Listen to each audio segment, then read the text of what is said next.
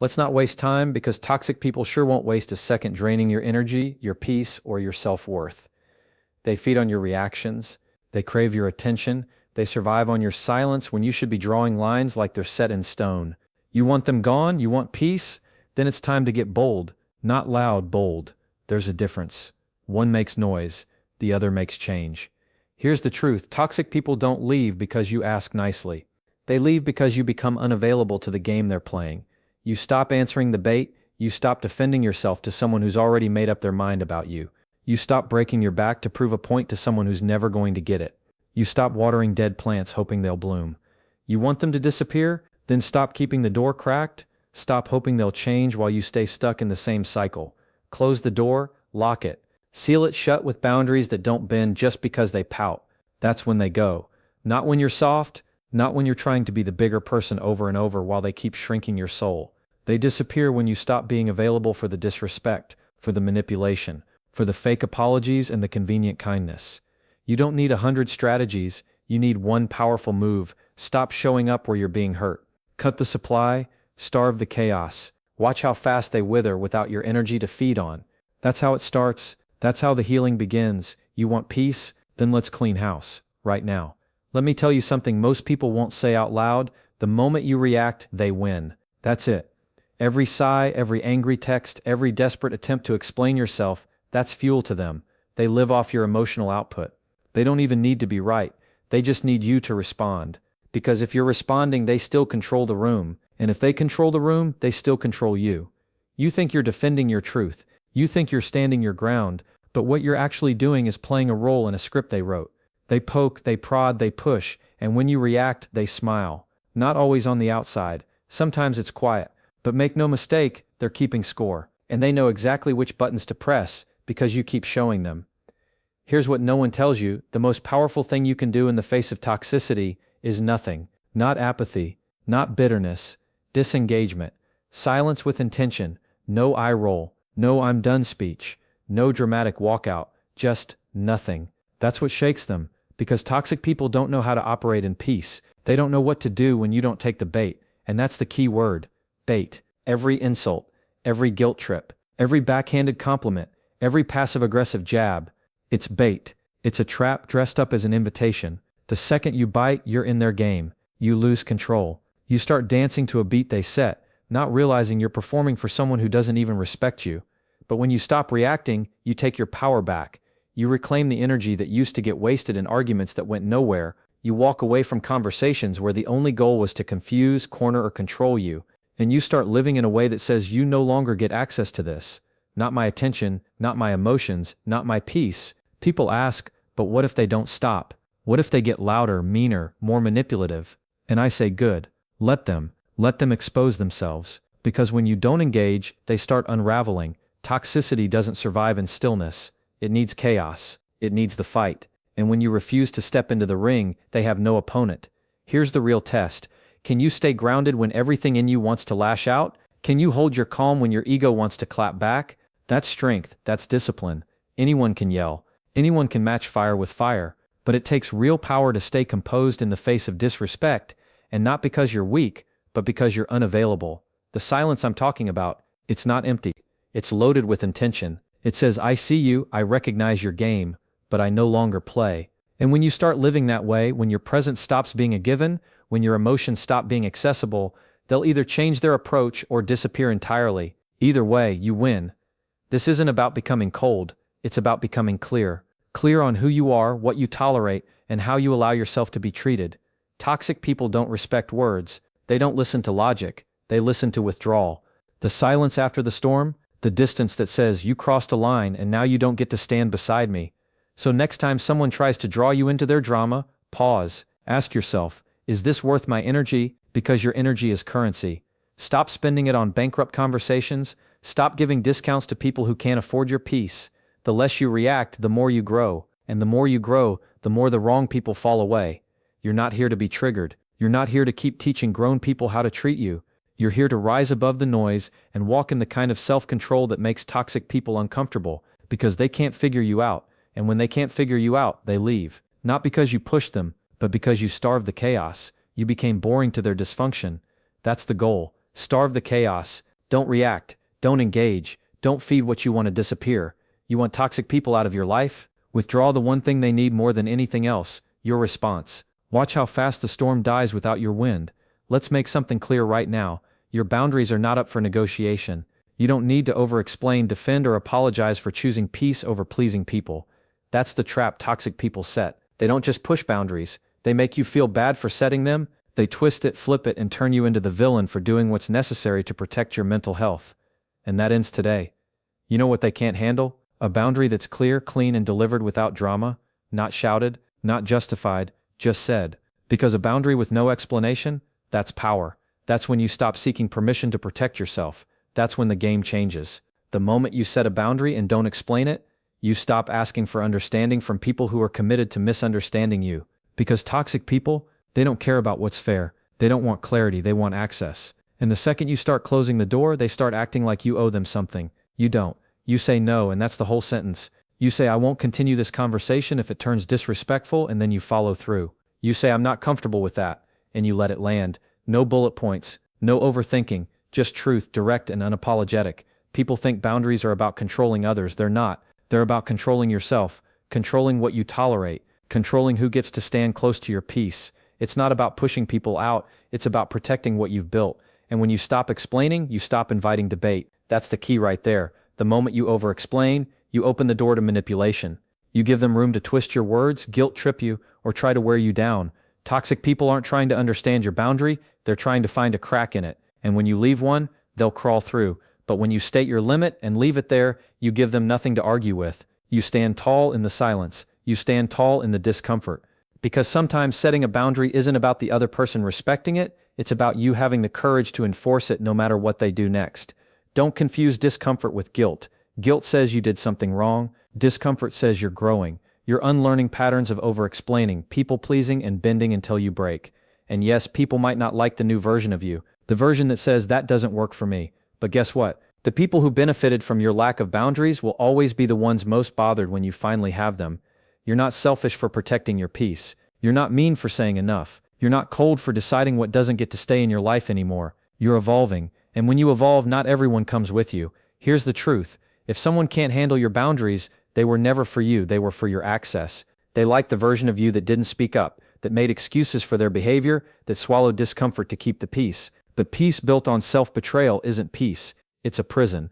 Setting boundaries without explaining yourself is how you walk free. It's how you stop giving power to people who only show up when there's something in it for them. It's how you say, I matter too, and actually mean it. Let them call you difficult. Let them say you've changed. Let them walk away if they can't handle it. That's not your burden to carry. Your job is to be clear. Your job is to stand up for your needs without shrinking. And your job, your only job, is to live in alignment with who you truly are, not the watered-down version of you that makes everyone else comfortable. You want toxic people to disappear? Then stop keeping the door wide open just because you're afraid of how they'll react when you close it. Your peace is not a community project. It's personal, and your boundaries are the locks that protect it. You don't have to be loud to be powerful. Just be consistent, be direct, be unshakable, and most importantly, be done explaining. That's where freedom lives. Let's kill the illusion right now. You are not going to change them. Read that again, louder. You are not going to fix them, heal them, or love them into becoming a better person. That's not your job, and if you've been living like it is, it's time for a serious wake-up call, because the more you try to fix a toxic person, the more broken you become. See, here's what they count on: your hope, your belief that maybe this time it'll be different, your willingness to see the good in them even when all they've shown you is a cycle of chaos, apologies, charm, and destruction. They know you care, and they use that against you. Not always maliciously, sometimes they don't even realize it, but the result is the same. You're drained, exhausted, and still clinging to potential instead of reality. They don't need your rescuing. What they need is consequences, distance, boundaries, silence. But the more you try to teach them, show them, help them grow, the more power you give away, because they're not listening to change, they're listening to survive. And as long as you stay engaged, they don't have to evolve. Why should they? You're still there. You're still playing the game. You're still rewarding bad behavior with your presence. And let's be real, you're not trying to save them for them. You're trying to save them because you don't want to admit you wasted time. You don't want to let go of the version of them you wish they were. You don't want to walk away with nothing to show for it. So you keep pouring in, keep trying to make it work, keep hoping the next conversation, the next chance, the next version of them will finally match the fantasy you built in your mind. But fantasies aren't facts, and hope without boundaries is a trap. You can want the best for someone and still remove yourself. You can love someone and still say, "This is not healthy for me." You can care and still walk away. That's not cold. That's clarity. That's maturity. That's growth. The longer you try to fix them, the longer you delay your own healing. Because while you're focused on their issues, you're avoiding your own. The part of you that thinks your love needs to be earned. The part of you that ties your worth to being needed. The part of you that thinks walking away is failure when it's actually the highest form of self-respect. You want change? Change yourself. Change your habits. Change what you tolerate. Change how you respond. When you do that, toxic people don't know what to do with you anymore. They can't manipulate what they can't access. They can't twist what you don't hand them. They disappear, because they have nothing left to feed on. It's not your job to show them what a healthy person looks like. It's your job to be one. And sometimes that means showing someone the door with kindness and certainty, not because you hate them, but because you finally love yourself enough to stop bleeding for people who keep cutting you. Let them figure it out on their own time. Let life teach them. Let their consequences catch up to them. You are not the lesson. You are not the fixer. You are not the emotional sponge for someone else's unhealed mess. You are allowed to say, "I care about you, but this isn't my responsibility." And then you're allowed to walk away and never look back. And when the guilt shows up, because it will, remind yourself, loving someone doesn't mean sacrificing your peace, your health, or your identity. Letting go isn't giving up. It's choosing freedom. It's saying, "I choose me." And that's not selfish. That's sacred. You're not weak for walking away from someone who refuses to grow. You're strong for not tying your life to their chaos anymore. So stop trying to change them. That's not love. That's control dressed as care. Let them go. Let the dysfunction go. Let the fantasy go. And watch your life open up in ways it never could when you were busy dragging someone who had no intention of walking with you. Energy is everything. It's your time, your focus, your peace, your patience, your power. It's you. And once you understand that your energy is a currency, you stop handing it out like loose change to every person who shows up with a handout and a fake smile.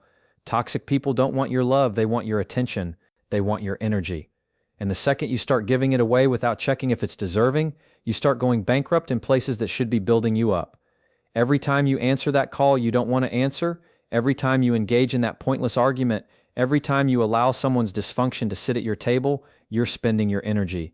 You think you're being strong, you think you're being patient, but what you're really doing is emptying your tank on a road that doesn't even take you where you want to go. And here's the truth. It's not that you don't have energy, it's that you're leaking it, dripping it out to conversations that don't grow you, to people who keep showing you who they are and daring you to ignore it, to battles that aren't even yours to fight. And every drop you give away to toxicity is a drop you don't have for purpose, peace, healing, creativity, or joy. You don't owe anyone your exhaustion. You don't need to explain why you're done giving energy to people who only drain it. That's not rudeness. That's wisdom. Because the most mature thing you can do is recognize when someone is not just costing you time, but costing you life. There's a difference between being supportive and being a sponge. You can care without carrying. You can be compassionate without being consumed. And sometimes the most loving thing you can do for yourself is disconnect from anyone who keeps turning your heart into a battleground. It's not your job to always be available. It's not your job to always pick up, always respond, always engage. You don't have to attend every argument you're invited to. You don't have to explain your silence. When your energy is being protected, the wrong people will call it distance. But the right ones, they'll call it self-respect. Toxic people will try to make you feel guilty for pulling away. They'll act confused, play the victim, even accuse you of being heartless. But let me ask you something. Where was their empathy when you were breaking down inside trying to keep the peace? Where was their concern when your energy was running on fumes? Your energy is not a buffet where everyone gets to eat. It's a carefully curated space. And if someone's presence keeps leaving you drained, anxious, bitter, or small, they don't deserve a seat at your table. They don't get to feast on the best parts of you while giving you crumbs in return. You can't fix your life if you're constantly fixing theirs. You can't heal if you're always bandaging other people's wounds. Sometimes you've got to step back, not because you don't care, but because you care too much to keep pouring into someone who pokes holes in everything you give. Energy speaks louder than words. Watch how you feel around certain people. Are you lighter or heavier after spending time with them? Are you inspired or exhausted? Are you lifted or pulled down? That's your answer. That's your signal. That's your truth. And when you start living like your energy is sacred, the whole game changes. You become intentional. You stop chasing people who treat your presence like an option. You stop arguing with people committed to misunderstanding you. You stop explaining your worth to people who never saw it in the first place. You don't need to yell. You don't need to fight. You don't even need to block them half the time. Just stop feeding them. Cut off the energy supply. Refuse to show up to the drama. Be boring. Be unavailable. Be a locked door to anyone who doesn't come with peace, respect, and honesty. Because when you protect your energy like it matters, the wrong people stop showing up, and the right ones finally start to appear, not because they changed, but because you did. And when you change your energy, you change your life. Distance is not petty, it's not rude, it's not dramatic, it's clarity in motion. It's the calm, powerful step back that says, I've seen enough, I've felt enough, I'm done talking about it, I'm doing something about it. People will twist it, call it attitude, call it pride, but let them talk. Because while they're busy giving labels, you're giving yourself peace. You know what's really petty? Expecting someone to sit in dysfunction just to keep the peace. Expecting someone to stay close while constantly being hurt. That's petty, that's selfish. Choosing distance, that's not weakness, it's control. It's the moment you decide that your well-being matters more than walking on eggshells. That protecting your space is more important than protecting someone's feelings who never protected yours. Some people only respect silence. Some people only hear you when you stop speaking. Some people only take you seriously when you're gone. That's what distance does. It turns the volume down on the chaos. It forces people to look in the mirror, not at your reactions, because as long as you're still there, arguing, explaining, breaking it down for the 100th time, they feel safe, not loved, not respected, just safe that they still have access to your energy, your time, your presence. But when you step back, when you say nothing and go quiet, that's when the shift happens. They might call you cold. Let them. Cold is the temperature you need to recover from a relationship that burned you too many times. You tried the warmth, you tried the understanding, you tried to make it work, you explained, you bent, you swallowed pain just to avoid another argument, and it didn't change a thing. So now, you choose distance, not as revenge but as protection, because your peace deserves it. Distance is power, it's the boundary you don't need to announce. It's the space you create when words aren't enough anymore. It's what happens when you finally believe that your time, your energy, your presence, it all has value, and you don't hand value over to people who treat it like it's disposable. You don't owe closeness to anyone, not family, not friends, not people from your past. Proximity is earned through behavior, through how someone shows up, how they communicate, how they treat you when they don't get their way. If they can't do that right, they don't deserve a front row seat in your life, and don't fall for the guilt trips. You've changed. You're distant now. You're acting different. Yeah, you are different. You're healing. You're choosing peace over proving a point. You're choosing silence over circular arguments. That's not attitude. That's maturity. That's what growth sounds like when it finally gets tired of being gaslit, drained, and disrespected. Distance is how you break the cycle. Toxic people can't keep playing the same game if you're not showing up to the field. You're not required to explain your absence. You're not required to make them feel comfortable with your boundary. You're allowed to just go, quietly, clearly, completely. And here's the twist. When you create space, two things happen. Either they use that space to reflect and maybe grow, or they use it to try and twist your silence into a weapon against you. Either way, you see the truth, and the truth is always worth the distance it takes to find it. So protect your peace with distance, not to prove something to them, but to prove something to you, that you've finally decided to stop giving access to people who only bring chaos, that your heart is no longer a battlefield for someone else's war, that your worth no longer negotiates with toxicity. Let them misunderstand you. Let them talk. Let them question why you're not the same anymore. That's not your burden. Your job is to protect the version of you that finally learned how to stay calm by staying away. Distance isn't silence. It's a message. And the message is simple. I'm not available for the mess anymore. At some point you stop trying to explain yourself. You stop begging people to treat you right. You stop hoping they'll suddenly wake up and see your worth. You just get tired, not angry, done. And that's when everything changes. Because when you finally decide that your peace is more valuable than their presence, that your time is too expensive for toxicity, and that your energy isn't up for grabs, you take your life back. You don't need to fight, to fix, or to prove anything. You just need to stop showing up for the cycle. Withdraw the reaction. Set the boundary without the speech. Let go of the fantasy that they'll become who you hoped they'd be. Start protecting your energy like it's sacred, because it is. And if someone doesn't respect your space, your silence, your standards, they don't belong in your life. Toxic people disappear not because you force them out, but because you stop being available for the disrespect. You stop feeding the dysfunction. You stop negotiating your worth just to keep the peace. And when you do that, When you finally choose you, they don't walk away confused, they walk away exposed, because distance, boundaries, and silence are the only language some people will ever understand. Let them go. Let the cycle end. Let your peace be louder than your pain, because the moment you make that shift, the moment you stop playing the role they assigned you, is the moment you become untouchable, not cold, clear. And that clarity, that's where the real power lives.